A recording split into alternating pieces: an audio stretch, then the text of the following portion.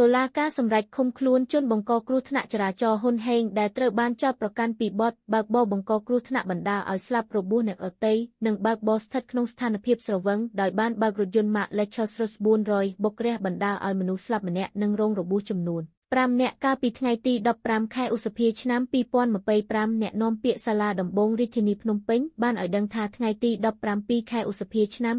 2025នេះសាលាដំបងរាជធានីភ្នំពេញបានចាត់ការលើសំណុំរឿងព្រំទណ្ឌចុះថ្ងៃទី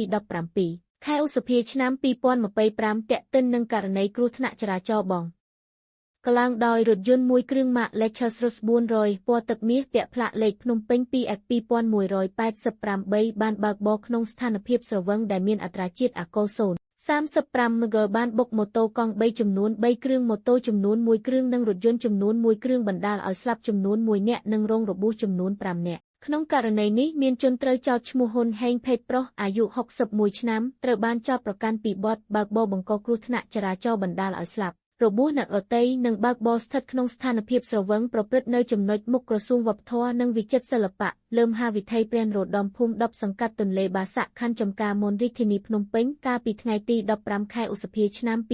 2025បទល្មើសព្រំទណ្ឌដែលមានចែងនឹងប្រន្ទាទោសនៃច្បាប់ស្តីពីចរាចរណ៍ផ្លូវគោក